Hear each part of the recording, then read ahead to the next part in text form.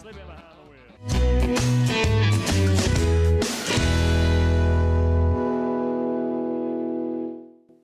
Mark, g'day and welcome to Cartel. How you going? Good, Rusty. Now, Mark, we're sitting behind your shed. Yep. Now, lurking behind this shed, I can't believe one of the biggest barn finds that I've ever heard of in my life. Okay, yep. What is it?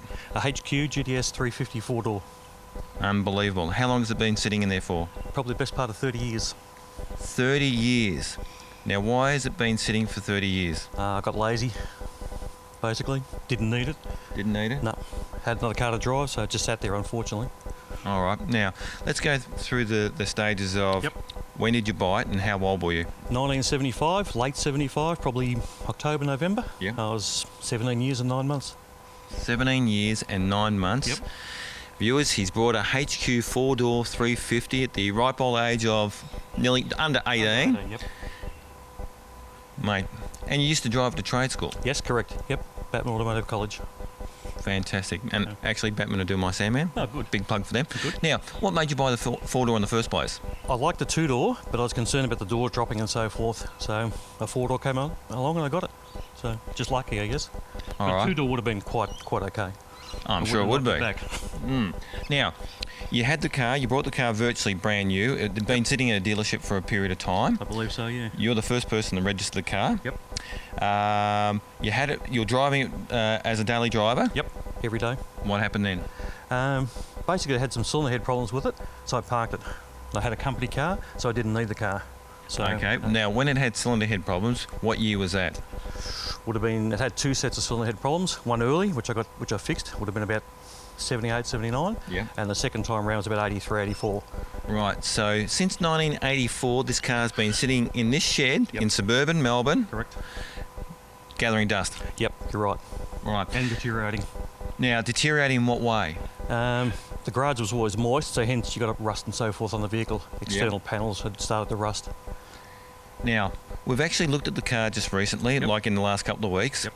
The condition of the car actually isn't too bad, understanding the condition of where it's actually situated. Yeah, true, yeah. Right. So when you've looked at the car to come back to it, because obviously the car's sitting at your mother's house. Correct. Now, that's what's inspired you to actually have to do something about this vehicle. You've had to think about either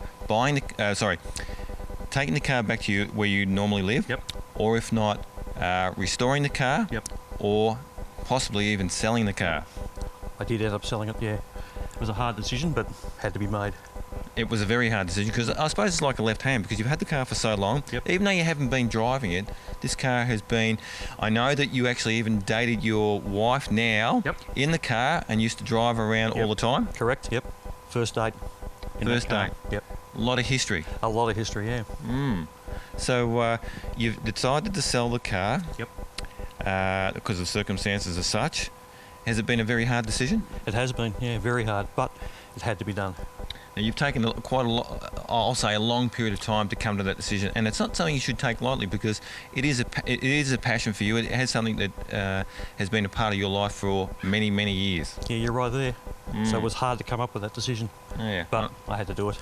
Okay. No choice. Now, I want to go back to the condition of the car. The condition of the car, I've looked at the car and gone over it. I'm no mechanic, okay? Let the viewers know I'm no mechanic.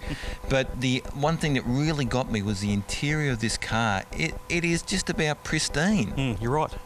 It survived really well. Yeah. Maybe being locked in the garage helped it. I'm sure it did. No sunlight obviously could attack it in there, so it probably worked in its favour.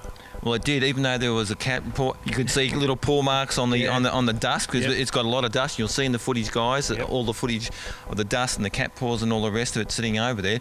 But the interior has been remarkable. Yeah, it's perfect, really. It really is. For a 40-year-old car, it's fantastic.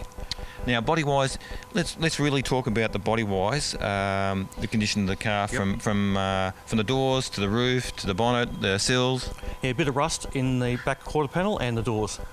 But other than that, sills look fine. So I'm amazed it stood up so well. Well, I reckon the dust has actually kept the car together, to be honest. You're probably right. You probably are. Now, one of the things is you actually got a lot of spare parts. Correct. Yep. How many spare parts have you got, and why? I mainly bought them to have an insurance policy against them becoming obsolete. So whatever I could think of at the time, I bought. All right. When did you buy them? It's probably started 75, 76. So in 1975, 1976, you had the foresight to actually have a look at all the parts that you may need that may perish on the car and buy them. What are some of the things, big ticket items, that you've actually got? GTS steering wheel, console lid, a lot of small parts, that sort of thing. Now, when you say small parts, how many? Sorry, not how many, but range of small parts. Yeah, there's a couple of gauges there, the small gauges on the side of the GTS dash, various bits and pieces, clips and so forth that I thought may end up getting damaged in the life of the car, headlight rims, all that sort of thing.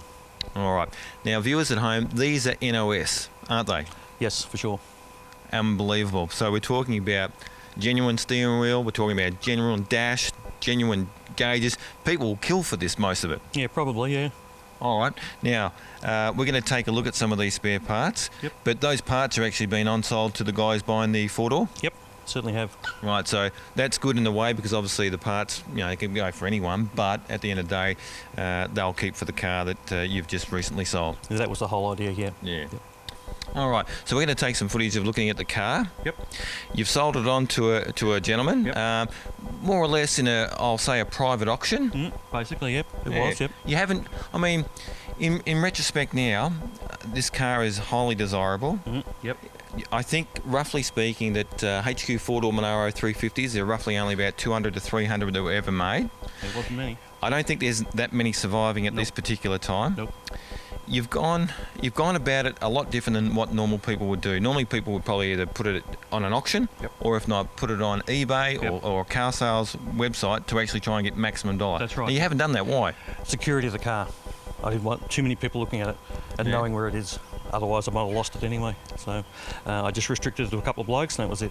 Yeah. So I'm happy with what I got for it. All right. Well, I'm glad that you are. It's going to be how can I say? It's going to be a loss to you for a period of time. But I think I made one comment to you about the car once before when I came to see it was, whilst you had a relationship with this car and that you cherish it, you hadn't been using it for the last 20 years and hadn't been engaged with it. Correct. So it's more of an extended relationship. Yep. And to be able to pass it on to someone who's actually going to probably either just restore the car itself, the engine-wise maybe, Yep. and then for them to actually drive it and respect it and enjoy it. Yep. No disrespect to you. Yep. I think that's a good thing as well because it's going to. A lot of people say we're custodians of cars. Yeah, you're right. And I think that the journey and the longevity of this vehicle actually will continue on Yeah. far better now than what it has done. You're right. It'll be enhanced with a new owner. Yeah. So it had to be moved on. Mm. So such is life, I suppose. That's it. Famous last words by Yep. Ned Kelly. Correct. Yep, they're right. All right, well, we're going to go and take a look at the door. It's a barn find. It's been sitting here for 20 to 30 years. Mark my words, this is one beautiful HQ 350 four-door Monaro. And Mark, I want to say thank you very much for actually allowing me Not to a actually film this segment. Thank you, Rusty. Much appreciated. All right, mate, cheers. Thank you. Bumper to bumper.